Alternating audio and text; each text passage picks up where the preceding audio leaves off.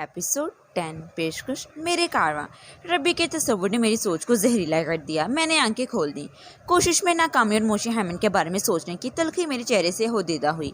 ये तासरात लियोन ने नोट कर लिए। गहरी तशवीश से बोली, क्या बात है वजदान, तुम कुछ परेशान नजर आ रहे हो? कोई बात नहीं, मैंने टालने वाले अंदाज में कहा। तुम्हारी तबीयत ठीक नहीं लग रही। मैं ठीक हूँ, तुम फिक्र ना करो। चलो घर चलते हैं, वो मशवरा देने वाले अंदाज में बोली। चलते हैं, 1 मिनट। मैंने ये कहते हुए दोबारा आंखें बंद कर ली। इस बार मैंने तीसरी आंख के तौर से नलगरी को ट्रेस आउट करने की कोशिश की थी। इस कोशिश ने भी मुझे नाकामी का मुंह देखना पड़ा। झुंझलाकर मैंने आंखें खोलने ही वाला था, एक मानूस आवाज़ मेरी समाज से टकराई। तुम यहाँ बैठे तस्वुर की करतबाजें देखते रहो और वहाँ। जुमला अधूरा छोड़कर आवाज़ मादूम हो गई। इस बात में 1% भी शक की गुंजाइश नहीं थी कि वो आवाज़ नलगरी की थी। वो यहीं कहीं मेरे आसपास मौजूद थी, मगर मुझे दिखाई नहीं दे रही थी। इसकी मखसूस आवाज़ सुनते ही मैंने हड़बड़ाकर आंखें खोल लीं तो लियोन भी बौखला गई। क्या हुआ वजदान? बेसाख्ता इसके मुंह से निकला। कुछ नहीं, मैंने नलगरी की तलाश में इधर उधर निगाह दुराते हुए कहा। कुछ तो है, वो एक लफ्ज़ पर जोर देते हुए बोली, मैं महसूस कर रही हूँ तुम्हें किसी खास चीज़ की तलाश है। किसकी, ये तुम ही बता सकते हो। मैंने इसके सवाल का जवाब देते की बजाय सरसरी अंदाज में कहा। घर चलते हैं। फिर मैं बेंच से उठकर खड़ा हो गया। वजदान, तुम मुझसे कुछ छुपा रहे हो, लियोन ने शाकी के लहजे में कहा। अगर दानिस्ता या किसी मुसलिहत की बिना पर तुम बताना नहीं चाहते तो दूसरी बात है। मैंने इसकी तशवीक की खातिर कह दिया। बाद में बता दूंगा, इस वक्त मेरा जहन बहुत उलझा हुआ है। मैं तुम्हारे लिए क्या कर सकती हूँ? फ़िलहाल मेरे लिए कुछ भी नहीं कर सकती, मैंने सोच में डूबी हुई आवाज़ में कहा। फिर लियोन ने मुझसे किस किस्म का कुछ सवाल ना किया और हम रत्ना पार्क से बाहर निकल आए। इस वक्त मेरे दिमाग में सिर्फ एक ही जुमला दोहरा रहा था, तुम यहाँ बैठे तस्वुर की करतबाज़ें देखते रहो और वहाँ। ये आवाज़ 101% नलगरी की थी। इसने मुझे कोई निहायत ही आम इशारा दिया था। वो मुझे किसी बात से बाखबर करना चाहती थी, मुझे कुछ बताना चाहती थी, मेरी किसी कोताही, किसी गफलत की निशानीदही करना चाहती थी। मैं जैसे जैसे सोच रहा था, मेरा ज़हन उलझता जा रहा था। फिर मेरा ध्यान आपो आप साहिल की तरफ चला गया। मेरी ज़िंदगी की सबसे ज़्यादा अहमियत इसी हस्ती को हासिल थी। नलगरी मुझे साहिल के बारे में कुछ बताना चाहती थी। एक वही थी जो मुझसे दूर थी और इस बात पर किसी भी वक्त नाजिल हो सकती थी। मैं इन्हीं तशवीशनाक और संगीन हालात से लड़ते हुए डॉक्टर मोंग वाले बंगले पर पहुंच गया। डॉक्टर मोंग बंगले में मौजूद था। हमारी तरफ देखते हुए इसने गहरी संजीदगी से कहा, तुम लोग खैरियत से आ गए? कोई अफसर तो नहीं हुआ? सब ठीक है डॉक्टर, मैंने सरसरी अंदाज में कहा। लियोन सामान वाले बैग के साथ दूसरे कमरे में चली गई तो मोंग ने गमगीन लहजे में कहा, वजदान, अगर कोई अफसर नहीं तो फिर तुम क्यों नज़र आ रहे हो? मैंने एक लम्हे के तामिल के बाद इसे अपनी कैफियत से आगाह कर दिया। डॉक्टर मोंग दोस्ती के बाद मेरे लिए बहुत करीब हो गया था। इलास्का में इसके मार्शल आर्ट सेंटर में हमारे दरमियान मुख्तलिफ मौज़ूआत पर बड़ी बेतकल्लुफ़ गुफ्तगू हुई थी। वो मेरी ची और थर्ड आई वाली इस्लाह से भी आगाह था, बल्कि थर्ड आई के सिलसिले में वो तो मुझ पर रश कर रहा था। इसने भी इस शोबे में काफ़ी मेहनत की थी, लेकिन मेरी तरह इसे कामयाबी हासिल ना हो सकी। अलबत्ता वो ची की कुव्वत से दीगर बहुत से काम लेता रहता है। फ्लाइंग फाइट भी ची ही की तो फैल थी। वो भी मेरी तरह शाओलिन टेम्पल ही से तरबियत याफ्ता था, मगर ये बहुत अरसा पहले की बात थी। मेरी बात और नलगरी के हवाले से तशवीश को इसने पूरी तवज्जो से सुना और कहने लगा, तुम इस सिलसिले में परेशान ना हो, हमारे प्रोग्राम में कोई तब्दीली वाक़ई नहीं हुई। हम हल्का फुल्का सा खाना खाएंगे और फिर हाईवे वाली बस्ती की जानिब रवाना हो जाएंगे। वहाँ जाकर ही पता चलेगा क्या सूरत हाल है। डॉक्टर की तसल्ली से मेरी तशवीश में कदरे कमी तो हुई, लेकिन दिल की बेतकली ख़त्म होने का नाम नहीं ले रही थी। मैंने डॉक्टर मोंग से पूछा, क्या यहाँ से किसी तरह इस बस्ती में रब्ता नहीं किया जा सकता? इस घर में फ़ोन की सहूलत मौजूद नहीं जहाँ साहिल को रखा गया है। डॉक्टर ने पुल ख्याल अंदाज में जवाब दिया, वो बहुत छोटी सी बस्ती है जिसकी अक्सर घर ज़रूरियात ज़िंदगी के आरी हैं। अगर वहाँ कोई गड़बड़ होती तो शाका ज़रूर मुझे इसकी इतला देता। कौन शाका? मैंने चौंक कर इसे देखा। इसने बताया, शाका इस काबिल एतमाद शख्स का नाम है जिसके घर में मैंने तुम्हारे साथी साहिल को छुपा रखा है। साहिल वहाँ शाका की बेटी बिंदिया के बेस में रह रही है। बिंदिया और साहिल के कद काठ में नुमाया फ़र्क नहीं, इसलिए मुझे कोई दुश्वारी पेश नहीं आई। शाका अपनी बीवी भानुमती और बेटी बिंदिया के साथ इसी बस्ती में रहता है। वो इतना आम सा आदमी है कि भूले से भी किसी का ध्यान इसकी तरफ नहीं जा सकता। और असल बिंदिया कहाँ है? मैंने पूछ लिया। वो भी इसी घर में रहती है, डॉक्टर मोंग ने जवाब दिया, मगर वो बिल्कुल रोपोश है। एक वक्त में एक ही बिंदिया मंजर आम पर नजर आ सकती है। वो एक लम्हे के लिए रुका, फिर बात को आगे बढ़ाते हुए बोला, जैसा कि एक वक्त में एक शोन मंजर आम पर है। शोन के जिक्र पर मैं चौंक उठा। इसकी तरफ की कोई खैर खबर है डॉक्टर मोंग? میں نے اسے استفسار کیا اور یہ بھی بتا دیا کہ ہم نے دربار مارگ سے نیو جرسی فون کرنے کی کوشش کی تھی۔ اس کی گھمگیرتا میں اضافہ ہو گیا۔ ٹھہرے ہوئے لہجے میں بولا، وہاں کے معاملات خاصی گڑبڑ ہیں۔ ہنگامی حالات میں شون کو تمہارے زخمی ساتھی کے ہمراہ کسی دوسری جگہ شفٹ ہونا پڑا ہے، اس لیے وہاں کسی نے تمہارا فون اٹینڈ نہیں کیا۔ میری ہند سے بات ہو چکی ہے، اس نے بتایا ہے FBI والے بڑی سرگرمی سے تمہیں اور تمہارے ساتھی زخمی کو تلاش کر رہے ہیں۔ ان کی توجہ کا مرکز اس وقت امریکہ کی 2 ریاستیں بنی ہوئی ہیں، یعنی نیو یارک اور نیو جرسی۔ دونوں ریاستوں کے تمام ایئرپورٹس پر تمہارے حوالے سے ایمرجنسی نافذ ہے۔ ہنگ نے کسی نہ کسی طور پر خود کو بچا رکھا ہے، لیکن مجھے لگتا ہے تمہارے ساتھی کی تلاش میں بیچارہ شون رگڑا جائے گا۔ اسے کسی بھی صورت FBI والوں کے ہتھے نہیں چڑھنا چاہیے۔ بہرحال ہنگ اس کو بچانے کی پوری کوشش میں ہے۔ میں نے کہا، اصلی شون تو روپوش ہی رہنا چاہیے، کیونکہ وہ دونوں میاں بیوی تو اس وقت نیو جرسی سے ہزاروں میل دور کھٹمنڈو کی سیاحت پر نکلے ہوئے ہیں۔ ہوں۔ ڈاکٹر مونگ نے گمگیر انداز میں مجھے دیکھا اور خاموش ہو گیا۔ میں نے پوچھا، کیا نیو جرسی والی تازہ ترین صورتحال سے لیون کو آگاہ کر دینا چاہیے؟ تمہاری مرضی ہے، وہ پرسوچ انداز میں بولا۔ میں اس میں کوئی حرج نہیں۔ میں اس بات میں سر ہلا کر رہ گیا۔ ڈاکٹر مونگ نے کہا، ہم ٹھیک 8 بجے کھانے کی میز پر ہوں گے۔ اس وقت 7:30 بجنے والے ہیں۔ ہمیں خلاف معمول کافی جلدی ہلکا پھلکا ڈنر کرنا ہوگا۔ ٹھیک 9 بجے ہماری روانگی ہے۔ تمہارے پاس آدھا گھنٹہ ہے، نہا دھو کر فریش اپ ہو جاؤ تو اچھا ہے۔ پتہ نہیں آگے کون سے حالات ہمارا انتظار کر رہے ہیں، کہیں منہ دھونے کی فرصت بھی ملے یا نہیں۔ میں نے ایک فوری خیال کے تحت کہا، ڈاکٹر مونگ، میں اپنے اصلی روپ میں آنا چاہتا ہوں۔ وہ چند لمحات تک سوچتی ہوئی نظر سے مجھے دیکھتا رہا، پھر پوچھا، اس کی کوئی خاص وجہ؟ ہاں، بہت ہی خاص الخاص وجہ ہے، میں نے اس بات میں سر ہلاتے ہوئے کہا۔ امریکہ کے تازہ ترین حالات مجھے بہت کچھ سوچنے پر مجبور کر رہے ہیں۔ FBI والے کسی شیطان سے کم نہیں ہیں۔ اگر وہ ہاتھ دھو کر اور پاؤں لتھڑا کر ہمارے زخمی ساتھی کے وسیم کے پیچھے پڑ گئے تو وہ بہت جلد یہ جاننے میں کامیاب ہو جائیں گے کہ شون نے اسے پناہ دے رکھی ہے۔ جب شون ان کی گرفت میں آئے گا تو پھر میرے فرار کا بھانڈا پھٹ جائے گا۔ اگر شون ان کے ہتھے نہ بھی چڑھتا تو وہ بھی شون اور لیون کے بارے میں معلومات ضرور حاصل کریں گے، اور جب انہیں پتہ چلے گا کہ وہ دونوں میاں بیوی نیپال گئے ہیں تو وہ لامحالہ شک کے انداز میں سوچنے لگیں گے۔ میں تھوڑی دیر کے لیے خاموش ہوا، پھر بات کو آگے بڑھاتے ہوئے کہا، FBI CIA NYPD حتیٰ کہ امریکی صدر تک اس وقت ربی موشے ہیمن سے جڑے ہوئے ہیں۔ پل پل کی خبریں ربی تک پہنچائی جا رہی ہیں اور وہ بھی انہیں نت نئے احکام صدر کر رہا ہے۔ ربی کے لیے بدھ نیل کرنے والا مشن بہت عام ہے۔ جب ربی کو یہ پتہ چلے گا کہ شون اپنی بیوی کے ساتھ کھٹمنڈو گیا ہے تو وہ کھٹک جائے گا، اور وہ کچھ ہو یا نہ ہو کھٹمنڈو میں شون اور لیون کی نگرانی شروع ہو جائے گی۔ پہلے تو 2 مرتبہ ہم پر قاتلانہ حملہ اس لیے ہوا کہ ہم تمہارے لوگوں کے ساتھ تھے۔ اب وہ لوگ ربی کے حکم پر ہمیں براہ راست بھی نشانہ بنا سکتے ہیں، اور کچھ نہیں تو وہ ہمیں قابو کر کے ہماری زبان کھلوانے کی کوشش ضرور کریں گے۔ ہمیں یوں اچانک بیٹھے بٹھائے کھٹمنڈو دیکھنے کا شوق کیوں چڑھا؟ اس لیے بھی ہمیں شون اور لیون نظر نہیں آنا چاہیے۔ میں نے تھوڑا توقف کیا، پھر اضافہ کرتے ہوئے کہا، میں اس میک اپ وغیرہ سے تنگ آ گیا ہوں۔ میں وجدان کی اصلی صورت کے ساتھ ہی آگے بڑھوں گا، چاہے میرے سامنے کتنے ہی خطرات کیوں نہ ہوں۔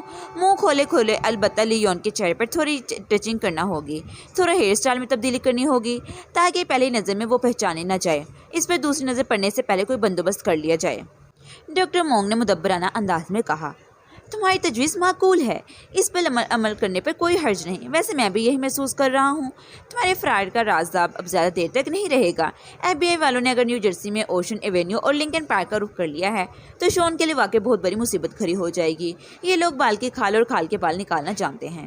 نیو جرسی کے علاقے جرسی سٹی میں اوشن ایونیو پر شون کا فوٹو اسٹوڈیو واقع تھا، جبکہ وہ لیون کے ساتھ لنکن پارک کی ایک اپارٹمنٹس بلڈنگ میں رہتا تھا۔ میں نے ڈاکٹر مونگ کی توجہ ایک نہایت اہم نقطے کی طرف مبذول کرائی۔ فوٹو اسٹوڈیو پر کام کرنے والے ملازمین کو یہ بتایا گیا ہے کہ شون اور لیون 2-3 دن کے لیے کیلیفورنیا جا رہے ہیں۔ اس مدت میں سے لگ بھگ 2-3 دن لگ جائیں گے۔ اگر مزید 1 دن کا شون رپوش ہو رہتا ہے تو چل جائے گا، البتہ اگر FBI والوں نے ملازمین سے پوچھ گچھ کی تو معاملہ وقت سے پہلے ہی بگڑ جائے گا۔ وہ لوگ چھوڑیں گے نہیں۔ مجھے اور وسیم کو پانے کے لیے وہ ہنگ اور اس سے وابستہ ہر شخص کو چیک کریں گے۔ مجھے تو حیرت اس بات پر ہے کہ ہنگ ابھی تک کیسے بچا ہوا ہے۔ لگتا ہے لارڈ بڈا اس پر کچھ زیادہ ہی مہربان ہے۔ ڈاکٹر مونگ نے سرساتے ہوئے لہجے میں ایک جملہ بول کر بات ہی ختم کر دی۔ ڈاکٹر نے مجھے صرف آدھے گھنٹے کی مہلت دی تھی۔ میں اسے رخصت دے کر لیون والے کمرے میں آ گیا۔ نہایت مختصر الفاظ میں نے اسے نیو جرسی کے تازہ ترین حالات سے آگاہ کیا، پھر فریش اپ ہونے کے بعد واش روم میں گھس گیا۔ ایک بات نے مجھے چونکا دیا، شون کو پیش آمدہ حالات کے بارے میں جان کر لیون کو جس قدر فکر مند ہونا چاہیے تھا وہ مجھے کہیں نظر نہیں آیا۔ پتہ نہیں وہ اندر سے بھی اتنی پرسکون تھی کہ نہیں جتنی باہر سے دکھائی دیتی تھی۔ لنچ کی طرح ڈنر پر بھی ہم تینوں ایک ساتھ تھے۔ کھانے کی پینے کی اشیاء ڈاکٹر مونگ واپسی پہ ساتھ لیتا آیا تھا۔ चंद एक चीज़ें चंदर से मंगवाई गईं। वो अपना और दोनों सादा लिबास पुलिस वालों का खाना ले गया था। पुलिस के वो जवान इस दौरान में एक लम्हे के लिए भी अपने फर्ज से गाफिल नहीं हुए थे। हम चूँकि अपनी मजबूरी के बायस कबल अज़ वक्त खाना खा रहे थे, लिहाजा चंदर और दीगर पुलिस वालों को हमारे वहाँ से रुखसत होने के बाद खाना खाया था। खाने के दौरान मैं बहुत दरमियान वाली बातों विषय पर हल्की फुल्की गुफ्तगू होती रही। इन्हीं बातों में डॉक्टर मोंग ने ये इंकिशाफ किया, वजदान, तुम्हारी तरह मैं भी अपनी असली रंगो रूप में बस्ती की तरफ रवाना हो रहा हूँ। वेरी गुड, मैंने सराहने वाले अंदाज में कहा। इंतहाई मजबूरी की बात दूसरी है, वरना हमें मेकअप के बगैर ही रहना चाहिए। जब हम मेकअप के ज़रिए जैसे तब्दील हुलिये करके सोसाइटी में मूव करेंगे तो क्या हम पर दुश्मनों की तरफ से आफात नाजिल नहीं होती? मैं एक लम्हे को रुका, फिर बात को मुकम्मल करते हुए कहा, जब हर सूरत में दुश्मनों से नबर्स आजमाई ही ठहरी तो हम क्यों खुद से बेगाना होकर ज़िंदगी गुजारें? मुझे जब से मेकअप के तजुर्बात हो रहे हैं, मैं ये महसूस करने लगा हूँ जैसे मेरे अंदर कोई और वजदान हो और बाहिक और ओयर। मैंने बैक वक्त 2 शख्सियात के साथ शब व रोज़ बता रहा हूँ।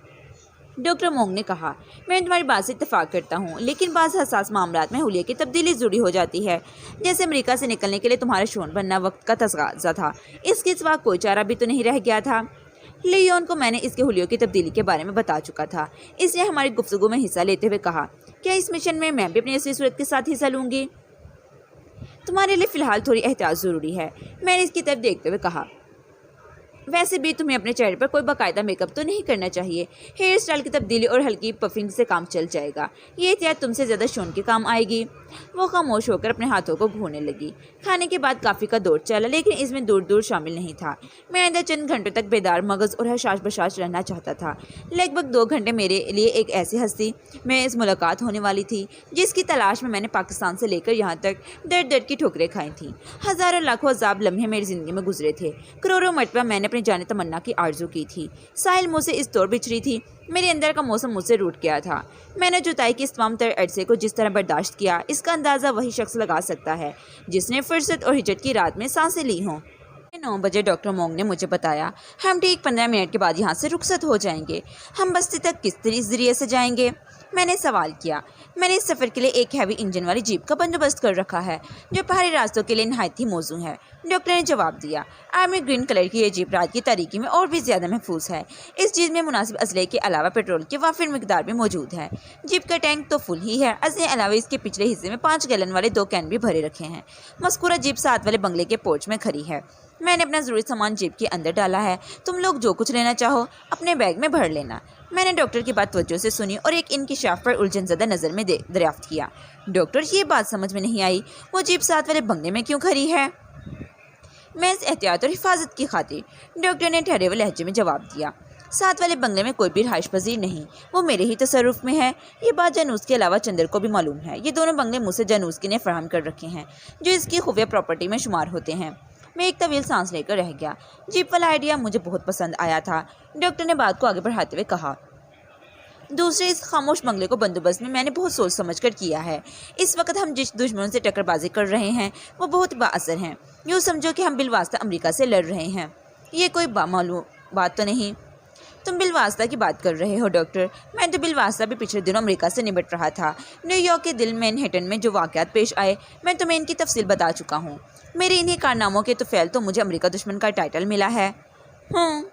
डॉक्टर मोंग ने गहरी सांस ली और ठहरे हुए लहजे में बोला, अमेरिका से कहीं ज़्यादा संगीन वाक़यात यहाँ नेपाल में भी पेश आ सकते हैं, इसलिए हमें एक एक कदम फूंक कर। डॉक्टर की बात अधूरी रह गई। इस लम्हे हमें छत पर किसी के कूदने की आवाज़ सुनाई दी। हम तीनों ने बैक वक्त चौंक कर कमरे की छत की तरफ देखा। वो आवाज़ अगरचे बहुत मध्यम थी, लेकिन हमने पलक झपकने में अंदाज़ा लगा लिया कि कोई नहायत मोहतात कदमों से छत के ऊपर चल रहा था। जल्दी मोहतात कदमों की तादाद में इजाफा हो गया। हमने एक दूसरे को तशवीश भरी नज़रों से देखा और यकलगत उठकर खड़े हो गए। मेरे असाब अचानक तन गए थे। इस बात में कोई शक व शुबे की गुंजाइश बाकी नहीं थी कि कम अज़ कम निस्फ दर्जन अफराद इस यकबस्ता मौसम में बंगले की छत पर मौजूद थे, और जाहिर है वो किसी अच्छी नीयत से वहाँ नहीं पहुँचे थे। आप दोनों इस कमरे में रहो, मैं बाहर जाकर देखता हूँ, डॉक्टर मोंग ने इस तरारी लहजे में कहा और दरवाजे की सिमत कदम बढ़ा दिए। इस लम्हे बंगले के अंदरूनी हिस्से में बहस तकरार की आवाज़ें उभरी। यूँ महसूस हुआ जैसे कोई चंदर या सादा लिबास पुलिस वालों से उलझ रहा हो। वो ज़बरदस्ती बंगले के अंदर घुसना चाहता हो और बंगले के मुहाफिज इसकी राह में रुकावट बन रहे हों। ये बहस मुआवजा लम्हाती साबित हुआ और अगले ही लम्हे फायरिंग की तेज़ तरतराहट ने ठंडे ठार माहौल की खामोशी और सन्नाटे को पाश पाश कर दिया। डॉक्टर मोंग ने एक झटके से दरवाज़ा खोला और हमारी निगाहों से ओझल हो गया।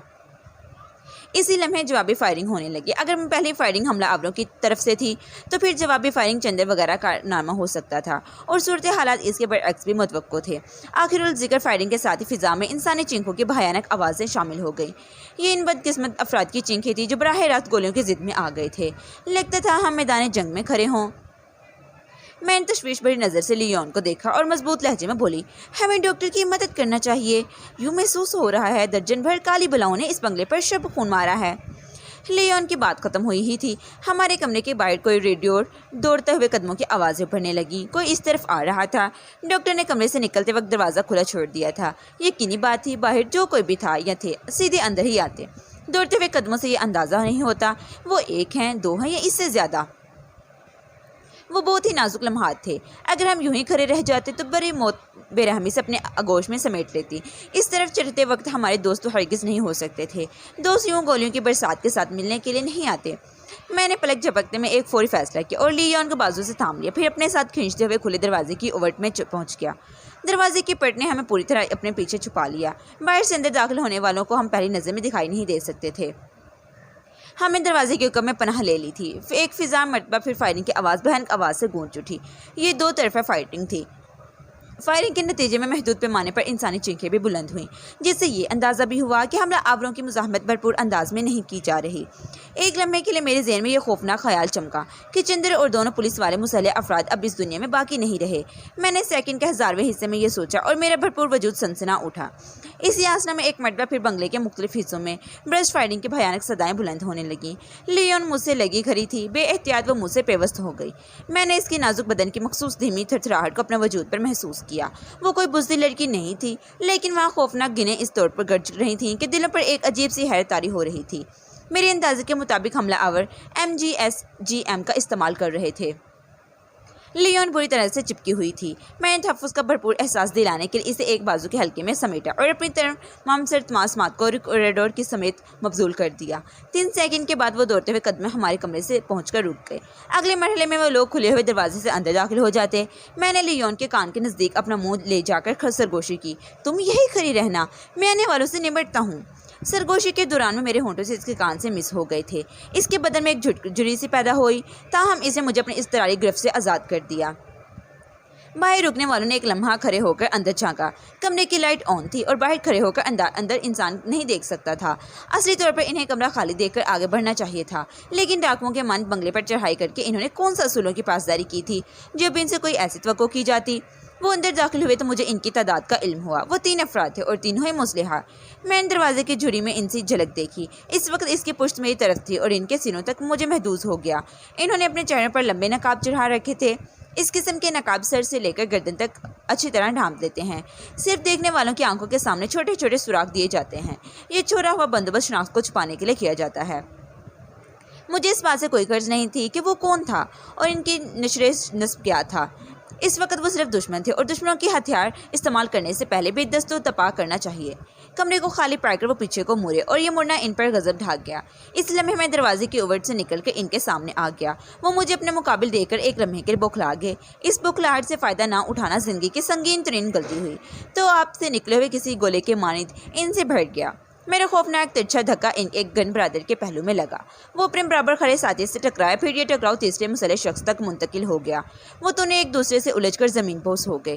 میں ان کے اوپر سے جم کے اور کچھ فاصلے پر چلا گیا۔ زمین پر گرتے ہی ان میں سے ایک نے زیادہ ہوشیار بننے کی کوشش میں بے دریغ مجھ پر فائرنگ کر دی، لیکن میں ان کے نشانے کو چھوڑ چکا تھا، لہٰذا گن کے خوفناک بیرل سے خارج ہونے والی مہلک گولیاں چھت اور دیواروں کی خیر دریافت کرنے لگیں۔ پھر میں نے اسے گن استعمال کرنے کا موقع نہیں دیا۔ میں نے اپنے قریب گرے ہوئے گن برادر کی کلائی کو بوٹ تلے رون ڈالا اور نیچے جھک کر اس کی گن پر قبضہ کر لیا۔ میں نے اپنے قریب گرے ہوئے بوٹ والی کارروائی کے نتیجے میں گن اس کے ہاتھ سے نکل گئی تھی۔ گن ہاتھ میں آتے ہی میں نے دیگر 2 افراد کی ٹانگوں پر فائرنگ کر دی۔ ان کی بھیانک چینخوں سے کمرہ گونج اٹھا۔ میں نے آگے بڑھ کر ان کی گنوں والے ہاتھوں پر دھواں دار ٹھڈے برسائے تو ان کی گنیں ہاتھ سے نکل گئیں، دوسری دیوار کے قریب پہنچ گئیں۔ اب وہ فائرنگ کرنے کے قابل نہیں رہے تھے۔ گنیں ان سے ناقابل عبور فاصلے پر چلی گئی تھیں، کیونکہ وہ اپنے قدموں پر چل کر وہاں تک رسائی حاصل نہیں کر سکتے تھے۔ اس دوران میں اس شخص نے کارکردگی دکھانے کی کوشش کی جس کی گردن میرے ہاتھوں میں تھی۔ اس کا ایک ہاتھ میرے وزنی بوٹ کی ضرب سے ناکارہ ہو کر رہ گیا تھا۔ اس نے سلامت ہاتھ سے میری ٹانگ کھینچنا چاہی۔ وہ مجھے زمین پر گرانے کا ارادہ رکھتا تھا، مگر اس کے ارادے میں ملیامت کر دیا۔ وہ ایک ہاتھ کے بل بوتے پر کسی مینڈک کی طرح پھدک کر میری ٹانگ کے نزدیک پہنچا ہی تھا۔ میرے پاؤں چل گیا۔ میں نے ایک فٹ بال کک اس کے تھوبڑے پر جڑ دی۔ وہ جنگلی بھینسے کی طرح ڈکراتے ہوئے پیچھے کو الٹ گیا۔ میں نے اس کی ٹانگوں پر ایک برسٹ مارا اور انصاف کا تقاضا نبھاتے ہوئے اس کے دیگر 2 ساتھیوں کی صف میں کھڑا کر دیا۔ اسی وقت باہر کوریڈور میں 2 مزدیک نقاب پوش نمودار ہوئے۔ میں نے پلکتے جھپکنے میں فائرنگ کر کے انہیں زمین چاٹنے پر مجبور کر دیا۔ میں نے گھائل کرتے ہوئے بات کا خیال رکھا تھا۔ وہ زندگی کی بازی کھیلتے رہے مگر اپاہجوں کے مانند۔ میں نے انہیں بھی دیگر ساتھیوں کی طرح ہاتھ پاؤں سے ازلی ابدی مزدور کر دیا تھا۔ میری فائرنگ نے ان کے دست و بازو کی ہڈیوں کا کچومر نکال دیا۔ گن کا میگزین خالی ہو گیا تھا۔ میں اسے پھینک کر دوسری گن اٹھا لی۔ اسی لمحے لیون بھی دروازے کی اوٹ سے نکل آئی۔ ایک گن میں نے اسے بھی تھما دی۔ وہ گن کو سنبھالتے ہوئے سراسیمہ لہجے میں بولی، وجدان، لگتا ہے اس بنگلے میں اچھی خاصی خون ریزی ہو گئی۔ پتہ نہیں باہر کا کیا حال ہوگا۔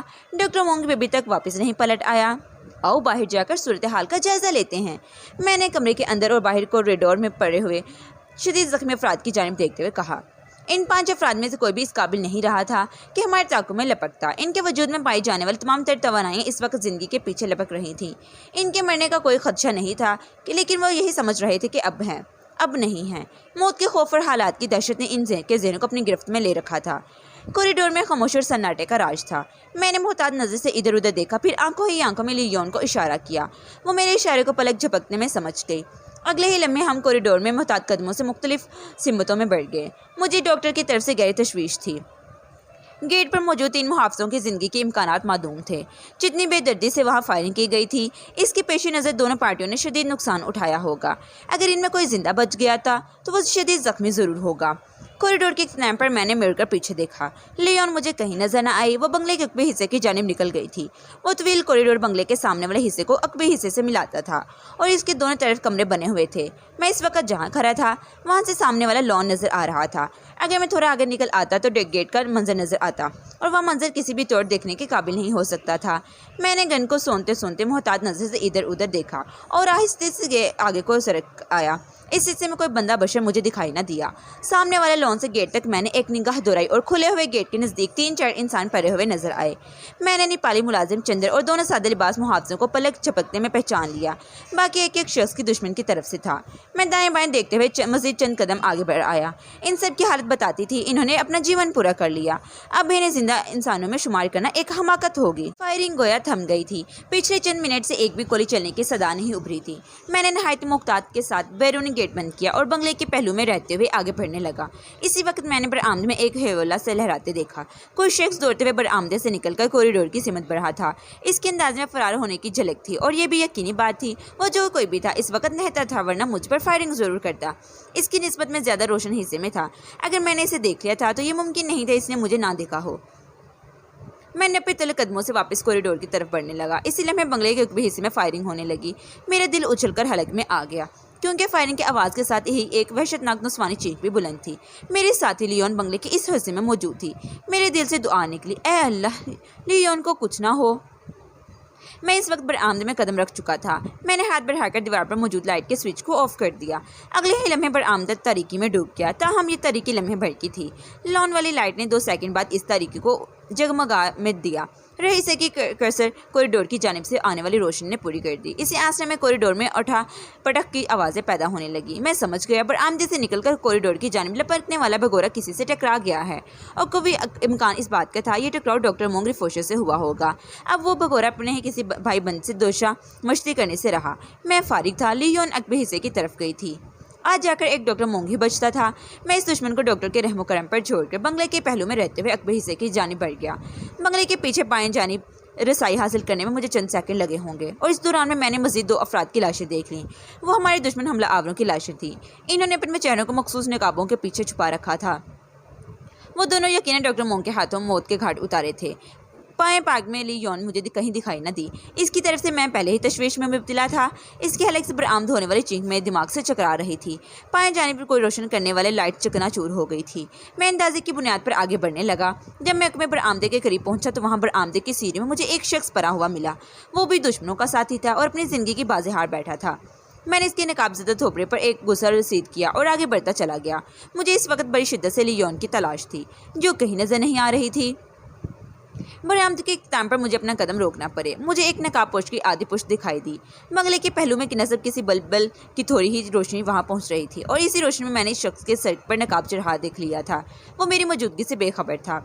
मैंने इसकी बेखबरी का फ़ायदा उठाया और 2 कदम इसके करीब पहुंच गया। मुझे हैरत इस बात पर थी वो मुझ चुपचाप वहाँ क्यों खड़ा था।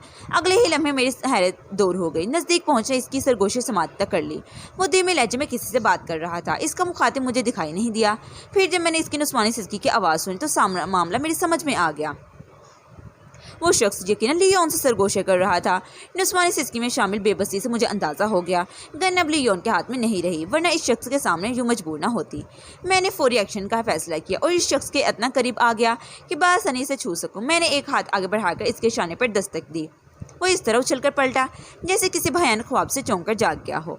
मैंने आधी तूफान की रफ्तार से इसे वापस भयानक ख्वाब में धकेल दिया। इसका नकाबपोश चेहरा मेरे ही जाने पड़ा। मैं इसकी नाक पर एक स्ट्रेट पंच मार दिया। स्ट्रेट पंच किसी वजनी हथौड़े के हिमायत काम करता है। ये हैमर पंच वाला कहलाता है। अगर यही टच पंच सर पर बरसाया जाए तो हैमर हेड पंच कहलाता है। अपनी पोशीदा नाक को वो मेरे जहर मुक्के से सुखवाने के बाद ज़िबा होते हुए किसी जानवर की तरह बिलबिलाया और लड़खड़ाते हुए 2 कदम पीछे हट गया। गन इसके हाथ से छूट गई थी और दूर जाकर गिर गई। कदमों की ये लड़खड़ाहट इसके लिए बहुत नुकसानदेह साबित हुई, क्योंकि इस लम्हे लियोन किसी शेरनी के मानद इस पर हमला आवर हुई थी। मैं खामोशी से एक तरफ खड़ा होकर इसका तमाशा देखने लगा। जल्दी मुझे अंदाज़ा हो गया इस नकाबपोश ने गन के जोर पर लियोन को वक्ती तौर पर बेबस कर रखा था, वरना वो इसके लिए सवा सेर से कम नहीं थी। लियोन ने दिल खोलकर अपनी हज़ीमत का बदला चुकाया और अब हाथ पाँव की ठोकरों से सिर्फ 3 मिनट के अंदर इस नकाबपोश हमला आवर को लंबा लिटा दिया। मैं आगे बढ़कर इस ज़मीनबोस शख्स का जायज़ा लिया। वो जिंदा था, मगर आने वाले 2-3 घंटों तक वो उठकर अपने कदमों पर चलने के काबिल नहीं रहा था। मैंने इसकी गर्दन पर मौजूद एक मखसूस नस को बड़ी तकनीक से मुसलसल इसकी इतनी गफेली को यकीनी बना दिया। फिर खड़े होते हुए लियोन को देखा। इसका सीना किस लोहार की धोंकी की माने चल रहा था। सांस की आमदोशत बताती थी इस वक्त लियोन के सीने में किस क़यामत का ज़ेर बम पैदा हो रहा था। इस तूफान को महसूस करने के लिए किसी खास रोशनी की ज़रूरत नहीं थी। इस किस्म के मामलात में आंख रोशनी की मोहताज नहीं रहती। मैंने ज़ेन को झटका और लियोन की तरफ देखते हुए पूछा, तुम इस जंगली हत्थे कैसे चढ़ गई? बस अचानक इसने कब में पहुंचकर मुझे गन पॉइंट पर रख लिया। वो अपने बालों को सुलझाते हुए बोली, मैंने फायरिंग करके सामने से आने वाले बंदे को बेकार कर दिया था। इस लम्हे मैं इसकी गिरफ्त में आ गई। पता नहीं ये मरदूद कहाँ घाट लगाए खड़ा था। इसने नफरत अंगेज से ज़मीन पर पड़े मस्कुरा शख्स की तरफ देखा और अपनी बात को मुकम्मल करते हुए बोली, इसके हुक्म पर मैं गन फेंकने पर मजबूर हो गई थी, लेकिन इस खबीज़ ने इस पर बस नहीं की, बल्कि मेरे बालों को भी अपनी मुट्ठी में जकड़ लिया। फिर गन पॉइंट पर रखते हुए मुझे इसकी तरफ ले गया। वो सरगोशी में तुम्हें क्या समझाने की कोशिश कर रहा था? वही जो कोई नदीदा मर्द किसी औरत को अपने सामने बेबस देखते हुए समझाने की कोशिश करता है। वो ज़ेर खंदक लहजे में बोली, फिर गहरी संजीदगी से पूछने लगी, अंदर क्या पोजीशन है? मैंने इसके सवाल का जवाब देने से पहले ज़मीन पर पड़े अंडा खिल नदीदे मर्द पर तबसरा करना ज़रूरी समझा। ये तो अहमकों का सरदार निकला। इस बंगले में हर सो मौत की सबील लगी हुई थी और ये बेवकूफ़ तुम्हारे हुसन की सौगात के चक्कर में था। फिर मैंने एक तौक़ुफ़ से रुका और फिर बात को आगे बढ़ाते हुए बोला, बहरहाल अंदर सब अमन व अमान है, आओ मेरे साथ। वो मेरे कदम से कदम मिलाते हुए बोली, ये तुमने मेरी तारीफ़ की है या इस बदमाश की बुराई? मैं लियोन का इशारा वाज़ेह तौर पर समझ गया। मैंने इसके हुस्न और नदीदे मर्द की हमाकत का जिक्र किया था। मैंने ज़ोक मैंने अंदाज में कहा, अगर इस मर्दूद की बुराई करते हुए तुम्हारी तारीफ़ का कोई पहलू निकलता है तो इसमें कौन सी गलत बात है? मैं गलत और सही की बात नहीं कर रही, वो उलझन ज़दा अंदाज में बोली। फिर पूछने लगी, क्या मैं वाकई हसीन हूँ? इसमें क्या शक है? मैंने हैरत से इसकी तरफ देखा। अमूमन लड़की चाहे वाजबी सी शक्ल सूरत की मालिक क्यों ना हो, लेकिन वो खुद को मलके हुसन समझती है और एक लियोन थी। मुस्तंद होने के बाद भी अपनी खूबसूरती का यकीन नहीं था और है ये बात मेरे हलक से नहीं उतर रही थी। फिर इसने मेरी उलझन को दूर कर दिया। वो जज्बे होते हुए बोली, शक तो कोई नहीं, मगर शोर ने आज तक तुम्हारी तरह खुलकर मेरे हुसन की तारीफ़ नहीं की। वो तुम्हारा शोहर है ना? इसलिए मैंने कहा। वो चलते चलते रुक गई। शोहर है तो? शोहर आमतौर पर अपनी बीवियों की तारीफ़ नहीं करते। ओह, वो एक गहरी सांस खारिज करते हुए बोली। मैंने कहा, बहुत कम शोहर ऐसे होते हैं जो पीठ पीछे और सामने भी अपनी बीवियों के गन गाते हैं, जैसे बहुत कम बीवी ऐसी होती हैं जो अपने शोहरों के लिए औलाद पैदा करने के लिए खौफ होती हैं। वो मीठी नज़र से मुझे घूर कर रह गई। इसी लम्हे सामने से डॉक्टर मोंग आता दिखाई दिया। इसकी सूरत पर गमगीनता छाई हुई थी। इसे देखकर मैं भी इंतहाई संजीदा हो गया। इस बंगले में पिछले 10-15 मिनट में जो कुछ हो चुका था, इसमें हंसी मजाक का कोई पहलू नजर नहीं आता था। मैं तो लियोन की कोफत को दूर करने के लिए वो अंकेटियाँ खेल रहा था, वरना इस किस्म की छेड़छाड़ का मौका नहीं था। हमें फौरी तौर पर यहाँ से निकलना होगा। डॉक्टर मोंग ने हमें सही सलामत देखकर इत्मीनान की सांस ली। आओ मेरे साथ। ہم نے خاموشی سے ڈاکٹر کے پیچھے قدم بڑھا دیے۔ وہ ہمیں لیتے ہوئے بنگلے کے ایک دو افتادہ کمرے میں آ گیا۔ اس کمرے میں ٹیلی فون کی سہولت موجود تھی۔ اس نے کوئی نمبر ڈائل کیا، پھر رابطہ ہونے پر اس نے مختصر الفاظ میں یہاں کی صورتحال سے کسی کو آگاہ کیا اور آخر میں کہا، میں یہاں سے نکل رہا ہوں، تم یہاں کے معاملات کو اپنے طور پر ہینڈل کرنے کی کوشش کرنا، کیا تم کر لو گے؟ پھر وہ پوری توجہ سے دوسری طرف بولنے والے کی بات سنتا رہا اور بولا، ٹھیک ہے، تم جو چاہو کہانی گھیر لو، بس ایک بات کا خیال رکھنا، جو کچھ یہاں ہوا ہے میری غیر موجودگی میں ہوا ہے۔ تم دو پارٹیوں کا آپس میں ٹکراؤ بھی بیان کر سکتے ہو، ویسے پولیس والے تمہاری بھی مانتے ہیں، اور یہاں تو ان کے 2 آدمی بھی مارے گئے ہیں، اور سب سے بڑی بات یہ ہے، آج دن میں بھی مجھ پر ایک ایسا ہی قاتلانہ حملہ ہو چکا ہے۔ میرا خیال ہے تمہیں کوئی مشکل پیش نہیں آئے گی۔ اس نے 1-2 مرتبہ یہی بات کی اور پھر وہ حتمی لہجے میں بولا، میں تم سے بعد میں رابطہ کروں گا۔ اتنا کہتے ہی ڈاکٹر مونگ نے ریسیور کریڈل کر دیا۔ ایپیسوڈ 10 کا اختتام یہیں پر ہوتا ہے۔ ایپیسوڈ 11 دیکھنے کے لیے آگے سماعت فرمائیں۔